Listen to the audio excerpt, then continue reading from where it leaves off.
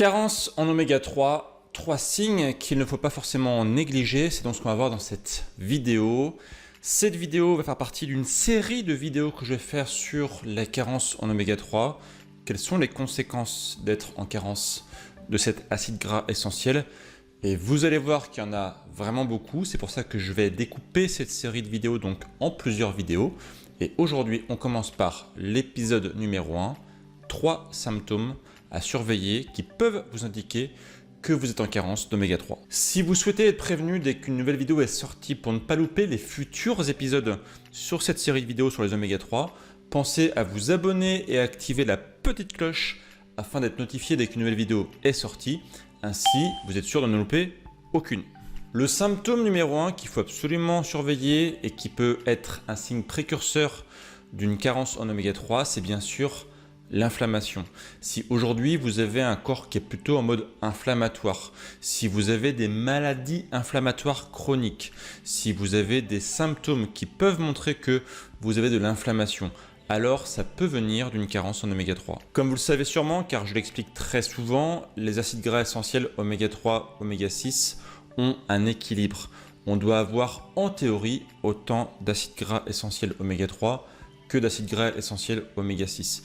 Quand on a un déséquilibre en faveur d'un des acides gras, comme par exemple ici un déséquilibre en faveur des oméga 6, ça veut dire qu'on ne consomme pas assez d'oméga 3. Et les acides gras oméga 6 sont plutôt pro-inflammatoires, acides gras oméga 3 plutôt anti-inflammatoires. Quand vous avez en fait un système qui va plutôt être riche en acides gras essentiels oméga 6, et ben du coup vous allez avoir un corps qui est plutôt en mode inflammatoire. Plus particulièrement, vous allez avoir un terrain favorable au développement de maladies inflammatoires. L'exemple que je donne très souvent, c'est une analogie. Imaginez un terrain qui est complètement sec parce qu'il a été asséché par une chaleur tonitruante.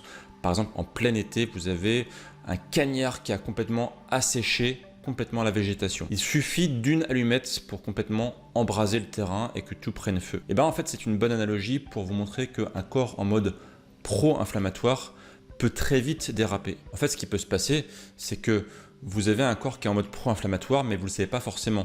Et puis un jour, vous faites un mouvement un petit peu répétitif.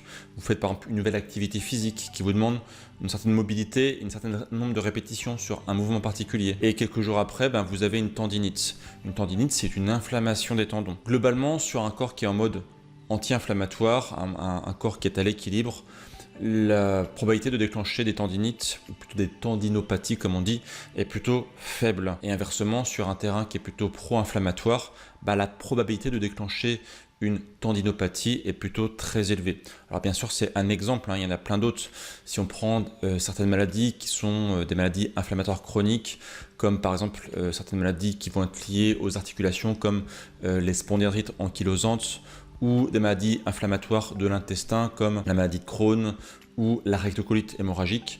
Dans tous les cas, ça reste des maladies inflammatoires qui vont d'autant plus se développer sur un terrain qui est de base en mode inflammatoire. Le deuxième symptôme qui peut indiquer que vous avez une carence en oméga 3, c'est des états dépressifs.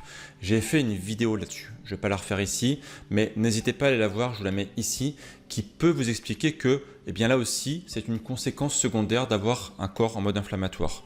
Quand vous avez une inflammation chronique qui s'installe au niveau de votre tête, de votre cerveau, quand votre cerveau est en mode plutôt inflammatoire, en fait, on montre que ça peut déclencher des états dépressifs. Un état qui va minimiser des neurotransmetteurs qui donnent de la joie, comme par exemple la dopamine. Et sans ces neurotransmetteurs, en fait, vous sombrez progressivement dans un état de torpeur, de dépression. Et clairement, en fait, si vous avez un état inflammatoire au niveau du cerveau, ça peut vous emmener progressivement vers un état dépressif. Encore une fois, allez voir cette vidéo qui vous apprendra en détail pourquoi et comment ça marche. L'état dépressif qui va être lié à une carence en oméga 3. Le troisième symptôme qui peut vous indiquer que vous avez une carence en oméga 3, c'est aussi lié au cerveau, c'est des pertes de mémoire. Là aussi, on montre sans aucun problème, et d'ailleurs je vous mettrai toutes les sources de ce que j'avance dans cette vidéo, bien sûr dans la description de cette vidéo. Comme d'habitude, tout ça c'est sourcé, c'est scientifiquement prouvé, donc n'hésitez pas à aller jeter un petit coup d'œil dans la description de la vidéo. mais on montre que lorsqu'on a une carence d'oméga 3, donc plutôt un état riche en oméga 6 et plutôt faible en oméga 3, eh bien votre mémoire est impactée. Vous avez tendance à plus facilement oublier les choses. Et d'ailleurs, ça se voit aussi chez les enfants. Certains enfants qui ont des carences d'oméga 3 eh bien, ont beaucoup plus de difficultés à avoir un bon apprentissage. Ils ont souvent des lacunes. Et ça va aussi se montrer sur les adultes. Les adultes qui ont des problèmes en termes d'équilibre des acides gras essentiels vont plutôt avoir tendance à oublier des choses, à être pas forcément hyper concentrés, à avoir ces petits instants d'oubli, ces petits instants d'absence. Et là aussi, encore une fois, ça va être lié aux oméga 3 qui sont manquants. D'ailleurs, pour la petite histoire, vous connaissez tous cette image qui dit que lorsque en fait, on n'a pas beaucoup de mémoire, il faut manger du poisson. Et les poissons sont justement une excellente source d'oméga 3, peut-être la meilleure. Ils sont riches en EPA et en DHA, qui sont les acides gras essentiels oméga 3, directement assimilables par le corps humain et qui sont donc très efficaces. Donc non, ce n'est pas une légende. Quand on a effectivement des problèmes de mémoire, manger des petits poissons gras, c'est une excellente façon de corriger le problème ou du moins de commencer à amorcer une résolution du problème. Parce que bien sûr, ça va faire partie d'un ensemble de choses qu'il va falloir mettre en place, comme réduire les oméga 6 et augmenter les oméga 3. Dans tous les cas, il va falloir changer des choses dans sa vie, dans son alimentation.